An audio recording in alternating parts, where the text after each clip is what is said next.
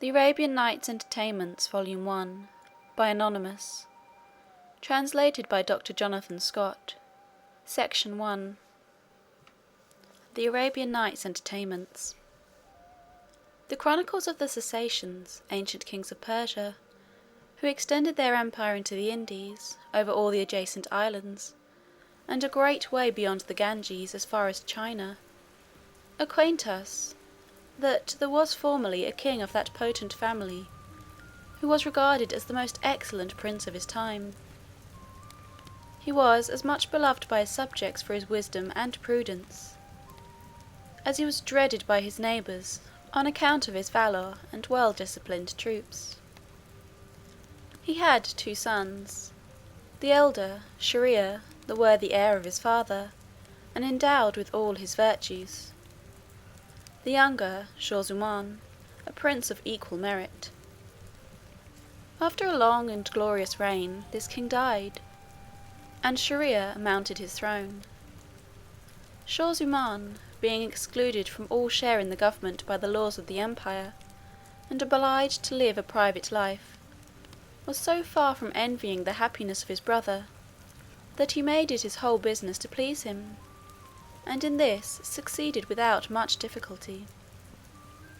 Shahryar, who had naturally a great affection for the prince his brother, gave him the kingdom of Great Tartary.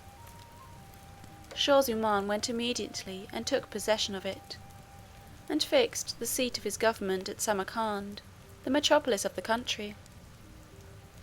After they had been separated 10 years, Shahryar, being very desirous of seeing his brother, resolved to send an ambassador to invite him to his court. He made choice of his prime vizier for the embassy, and sent him to Tartary, with a retinue answerable to his dignity. The vizier proceeded with all possible expedition to Samarcand.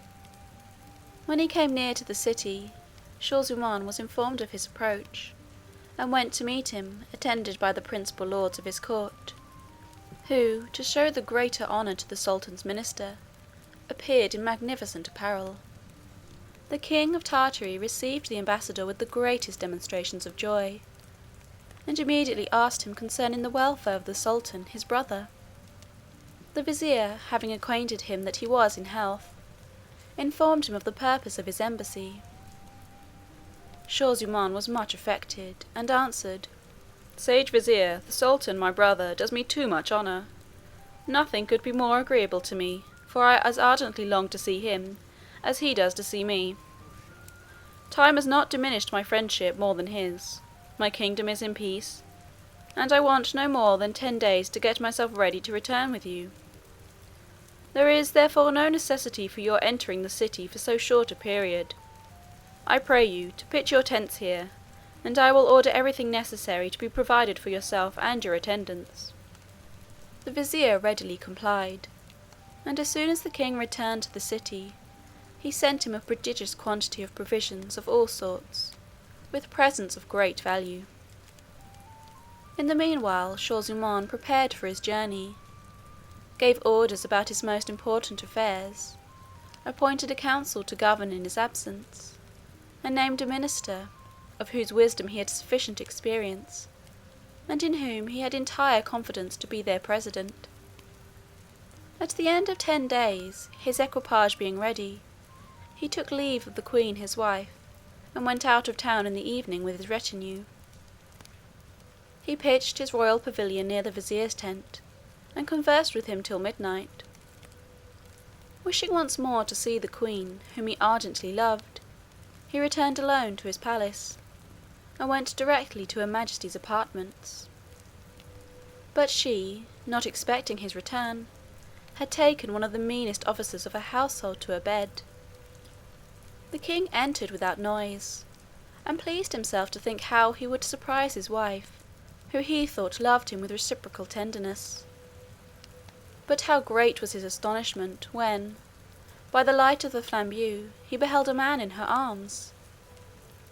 He stood immovable for some time, not knowing how to believe his own eyes, but finding there was no room for doubt, "How," said he to himself, "I am scarcely out of my palace, and but just under the walls of Samarcand, and dare they put such an outrage upon me? Perfidious wretches! Your crime shall not go unpunished. As a king, I am bound to punish wickedness committed in my dominions, and, as an enraged husband, I must sacrifice you to my just resentment." The unfortunate prince, giving way to his rage, then drew his scimitar, and approaching the bed killed them both with one blow, their sleep into death, and afterwards taking them up, he threw them out of a window into the ditch that surrounded the palace. Having thus avenged himself, he returned to his pavilion without saying one word of what had happened, gave orders that the tents should be struck, and everything made ready for his journey. All was speedily prepared, and before day he began his march, with kettle drums and other instruments of music, that filled everyone with joy, excepting the king. He was so much afflicted by the disloyalty of his wife, that he was seized with extreme melancholy, which preyed upon his spirits during the whole of his journey. When he drew near the capital of the Indies, the Sultan, Shahryar, and all his court came out to meet him. The princes were overjoyed to see one another, and having alighted, after mutual embraces and other marks of affection and respect, remounted, and entered the city amidst the acclamations of the people. The Sultan conducted his brother to the palace provided for him, which had a communication with his own by a garden. It was so much more the magnificent as it was set apart as a banqueting house for public entertainments, and other diversions of the court, and its splendour had been lately augmented by new furniture. Shahryar immediately left the king of Tartary, that he might give him time to bathe and to change his apparel.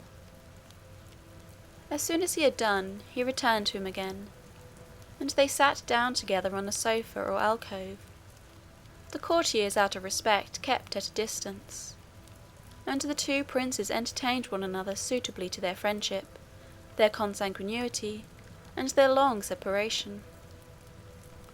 The time of supper being come, they ate together, after which they renewed their conversation, which continued till Shahryar, perceiving that it was very late, left his brother to repose. The unfortunate Shah-Zummaun retired to his bed, though the conversation of his brother had suspended his grief for some time. It returned again with increased violence, so that, instead of taking his necessary rest, he tormented himself with the bitterest reflections.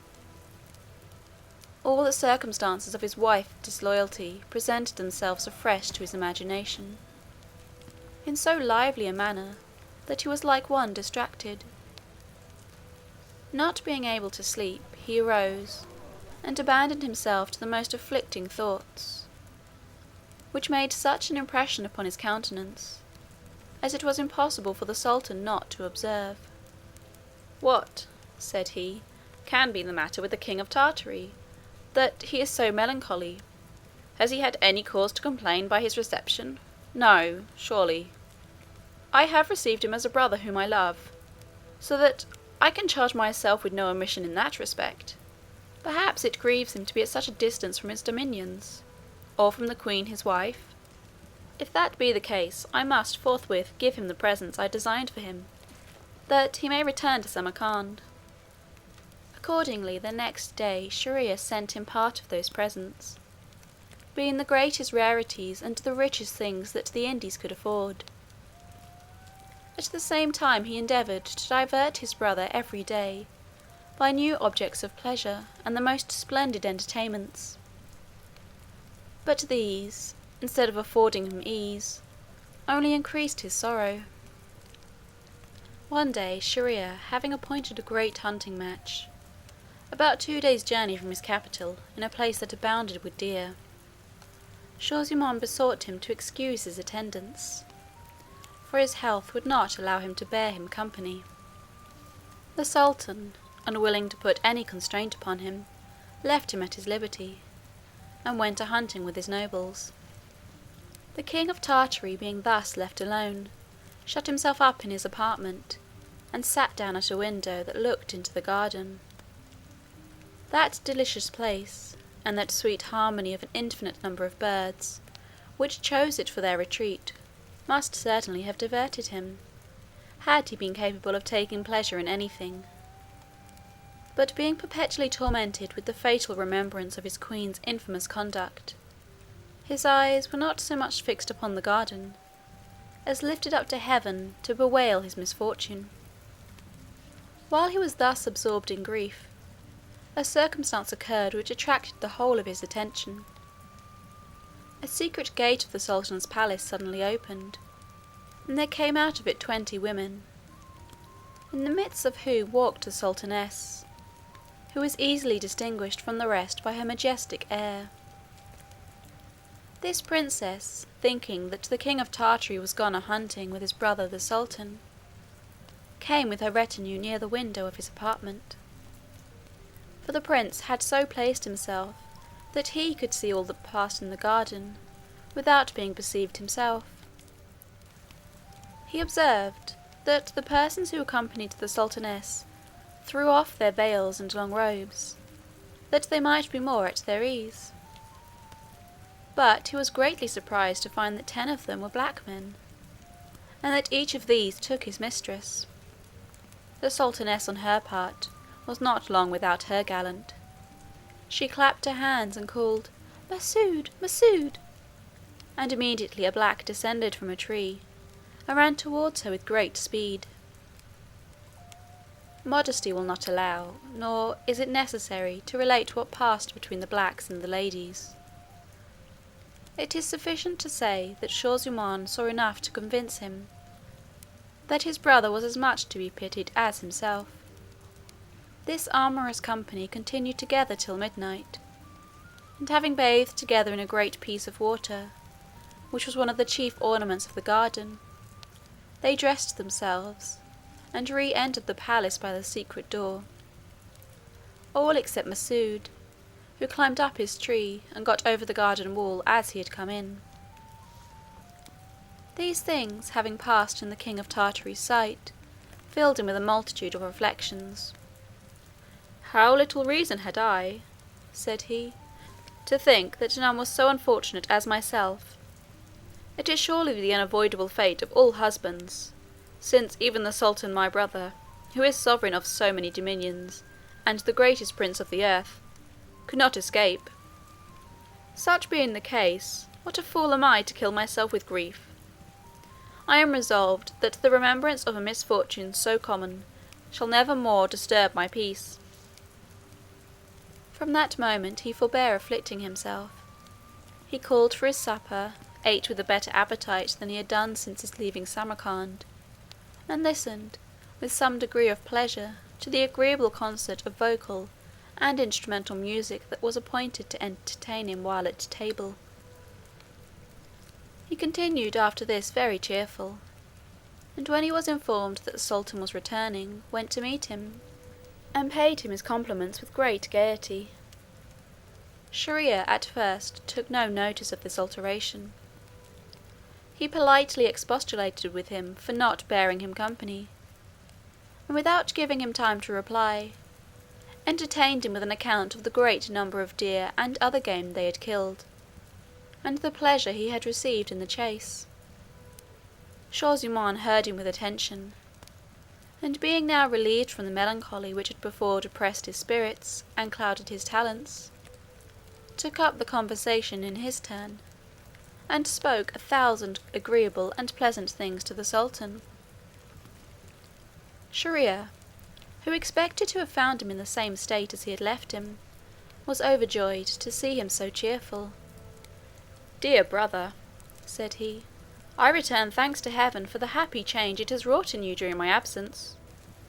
I am indeed extremely rejoiced, but I have a request to make to you, and conjure you not to deny me."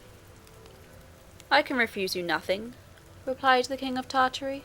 "You may command Shaw zummaun as you please. Speak, I am impatient to know what you desire of me." "Ever since you came to my court," resumed Shahryar, "I have found you immersed in a deep melancholy, and I have in vain attempted to remove it by different diversions. I imagined it might be occasioned by the distance from your dominions, or that love might have a great share in it, and that the Queen of Samarcand, who no doubt is an accomplished beauty, might be the cause. I do not know whether I am mistaken in my conjecture, but I must own that it was for this very reason I would not importune you upon the subject, for fear of making you uneasy. But without myself contributing anything towards effecting the change, I find on my return that your mind is entirely delivered from the black vapour which disturbed it. Pray do me the favour to tell me why you were so melancholy, and wherefore you are no longer so." The king of Tartary continued for some time, as if he had been meditating, and contriving what he should answer, but at last replied, "You are my sultan and master, but excuse me, I beseech you, from answering your question." "No, dear brother," said the sultan, "you must answer me. I will take no denial."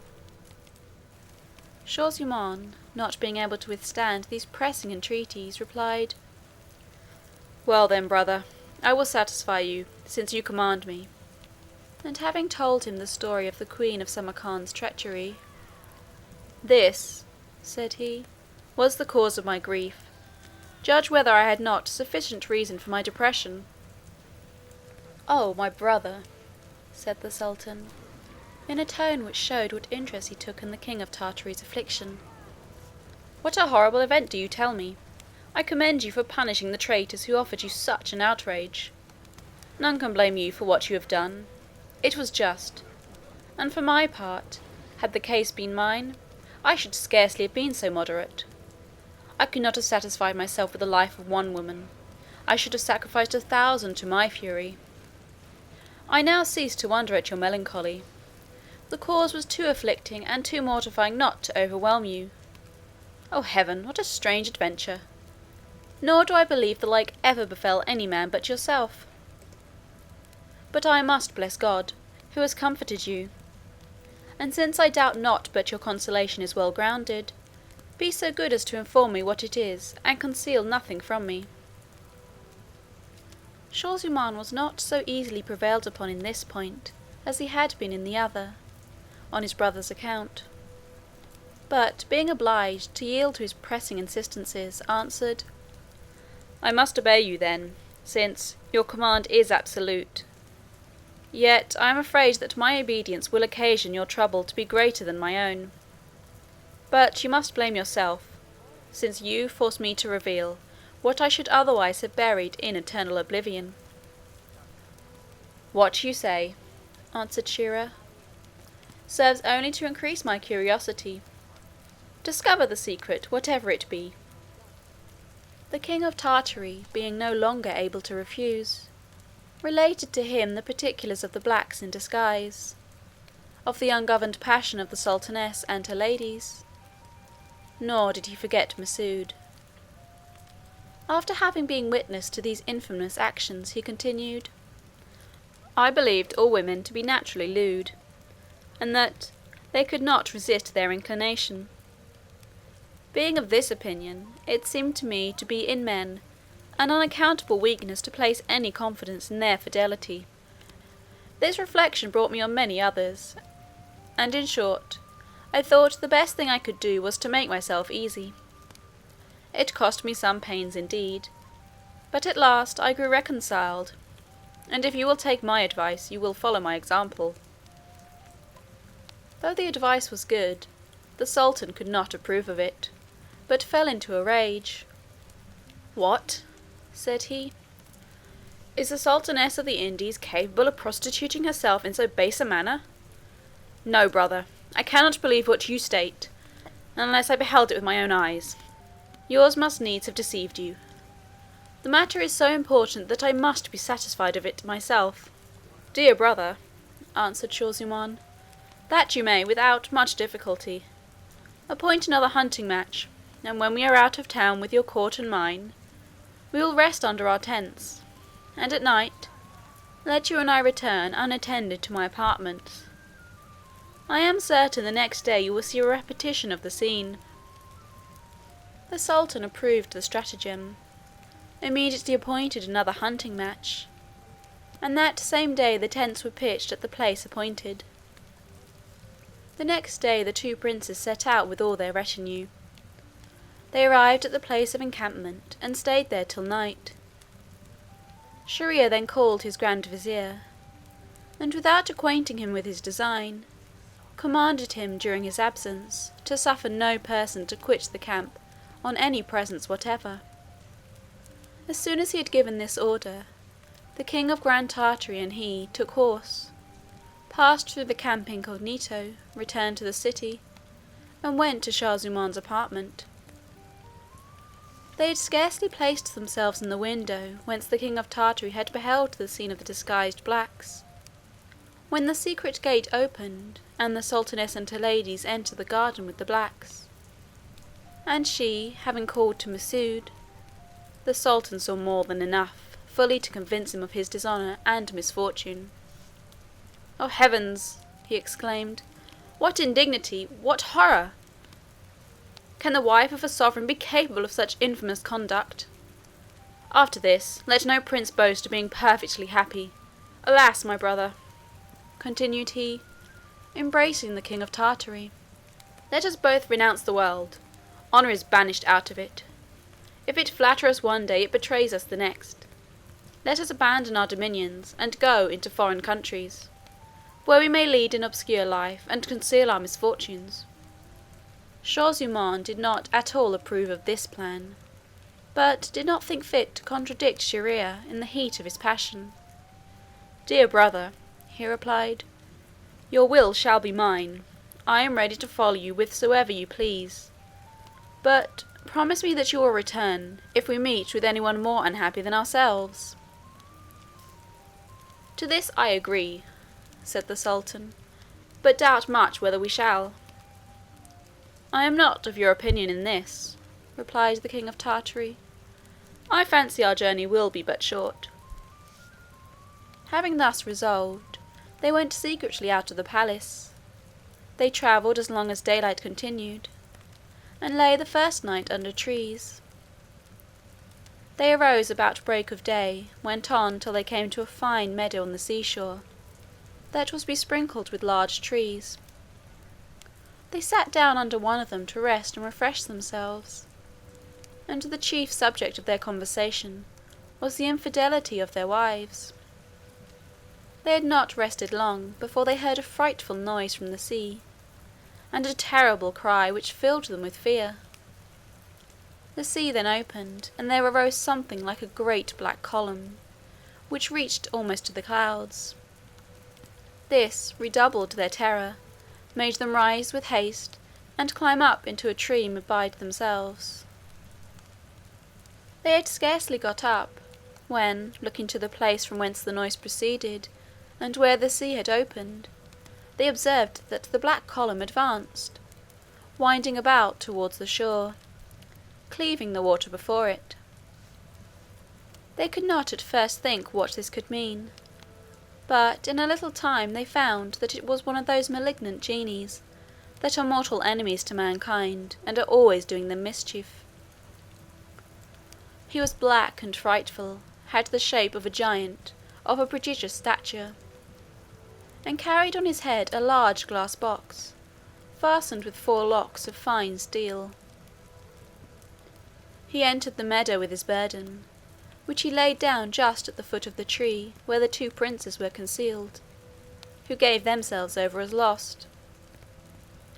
The genie sat down by his box, and opening it with 4 keys that he had at his girdle, there came out a lady magnificently apparelled, of a majestic stature and perfect beauty.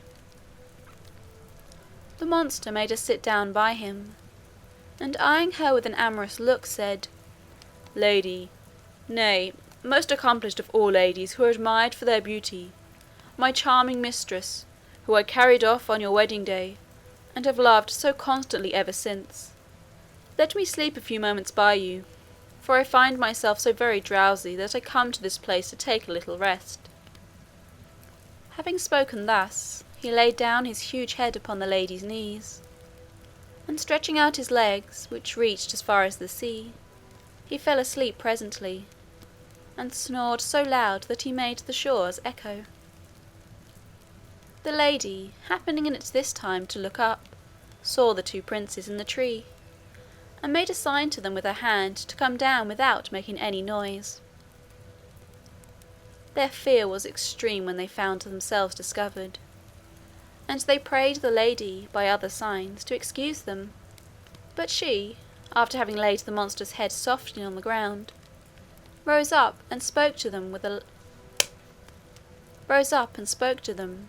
low but eager voice, to come down to her. She would take no denial. They informed her by signs that they were afraid of the genie, and would fain have been excused. Upon which she ordered them to come down, and threatened, if they did not make haste, to awaken the genie, and cause him to put them to death. These words so much intimidated the princes, that they began to descend with all possible precaution, lest they should awaken the genie. When they had come down, the lady took them by the hand, and going a little farther with them under the trees, made them a very urgent proposal. At first they rejected it, but she obliged them to comply by her threats. Having obtained what she desired, she perceived that each of them had a ring on his finger, which she demanded. As soon as she had received them, she pulled out a string of other rings, which she showed the princes, and asked them if they knew what those jewels meant. "No," said they, "we hope you will be pleased to inform us." "These are," she replied, "the rings of all the men to whom I have granted my favours. There are 80, which I keep as memorials of them, and I asked for yours to make up the 100, so that I have 100 gallants already, notwithstanding the vigilance of this wicked genie, who never leaves me. He may lock me up in this glass box and hide me in the bottom of the sea, but I find methods to elude his vigilance. You may see this, that when a woman has formed a project, there is no husband or lover that can prevent her from putting it in execution. Men had better not put their wives under such restraint, as it only serves to teach them cunning." Having spoken thus to them, she put their rings on the same string with the rest, and sitting down by the monster, as before, laid his head upon her lap, and made a sign to the princes to depart. They returned immediately the way they had come, and when they were out of sight of the lady and the genie, Shahryar said to Shaw-zummaun, "Well, brother, what do you think of this adventure? Have not the genie a very faithful mistress? And do you not agree that there is no wickedness equal to that of women?" "Yes, brother," answered the king of Great Tartary, "and you must also agree that the monster is more unfortunate and more to be pitied than ourselves. Therefore, since we have found what we sought for, let us return to our dominions, and let not this hinder us from marrying. For my part, I know a method by which to preserve the fidelity of my wife inviolable. I will say no more at present, but you will hear of it in a little time, and I am sure you will follow my example." The sultan agreed with his brother, and continuing their journey, they arrived in the camp the third night after their departure. The news of the sultan's return being spread, the courtiers came betimes in the morning before his pavilion to wait his pleasure. He ordered them to enter, received them with a more pleasant air than he had formerly done, and gave each of them a present. After which he told them he would go no farther, ordered them to take horse, and return with expedition to his palace. As soon as he arrived, he proceeded to the sultaness's apartment, commanded her to be bound before him and delivered to his grand vizier, with an order to strangle her, which was accordingly executed by that minister, without inquiring into her crime. The enraged prince did not stop here, but cut off the heads of all the sultaness's ladies with his own hand. After this rigorous punishment, being persuaded that no woman was chaste, he resolved, in order to prevent the disloyalty of such as he should afterwards marry, to wed one every night, and have her strangled next morning.